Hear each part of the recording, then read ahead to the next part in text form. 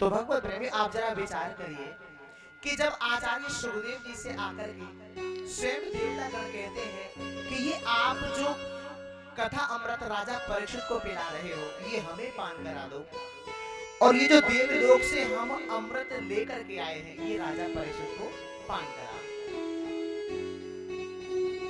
भगवत प्रेमी कोई ना कोई तो भागवत जी में खास बात है कि नहीं? जवाब दीजिए।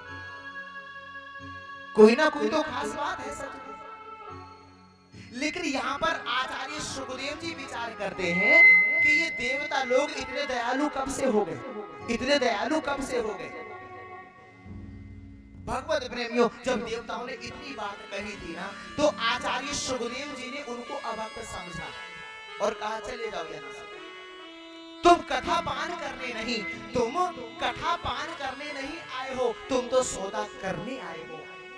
अरे यदि तुम कथा अमृत का पान करने आते तो चुपचाप शांति पूर्वक बैठ जाते, लेकिन तुम कथा पान करने नहीं, तुम सौदा करने आए हो, चले जाओ यहाँ से। अब तो भगवत प्रेमी जब ऐसी बात कही देवतागण चले गए। अब देवताओं ने जाकर के ब्रह्मा जी से शिकायत करी तो ब्रह्मा जी ने एक तराजू ली बंधु, और तराजू लेकर के तराजू के एक प्रहरे में तो संसार के समस्त संसाधनों को विराजमान किया और दूसरे प्रहरे में भागवत जी को विराजमान किया। अब जैसे उठाया तो ध्यान देंगे, लघु ज्ञानी जातानि गौरवेर इदं महता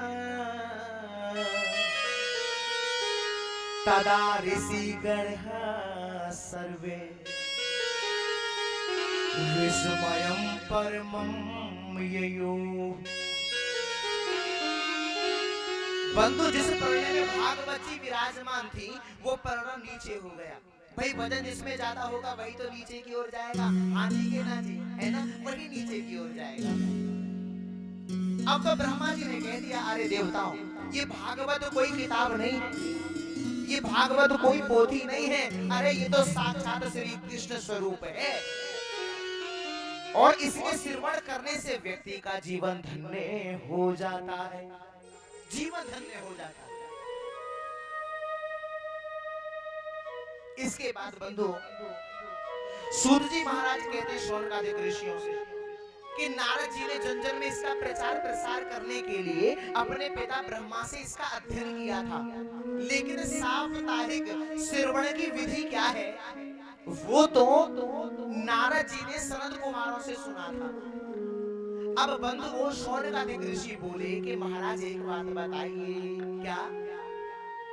कि हमने तो सुना है सनत कुमार ज्यादा घूमते नहीं और नारद जी कभी एक स्थान पर बैठते नहीं, तो ये बताओ कि नारद जी ने सनत कुमारों के मुखार बिंद से भागवत जी को कैसे श्रवण कर लिया?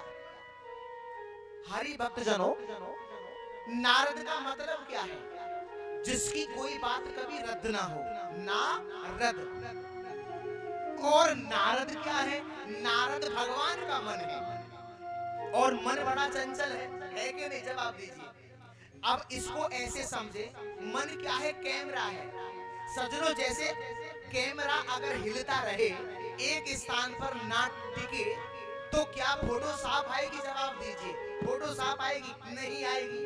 ऐसे ही भगवत प्रेमियों, जब तक मन आपका स्थिर नहीं होगा तब तक कल्याण नहीं होगा। और मन 10-20 होते नहीं, मन तो एक होता है। मन को संसार में लगाओगे तो बंधन है और मन को कथा में लगाओगे, भगवान में लगाओगे तो मुक्ति है, तो मुक्ति है। लेकिन नारद भगवान के मन है और मन बड़ा चंचल होता है साहब।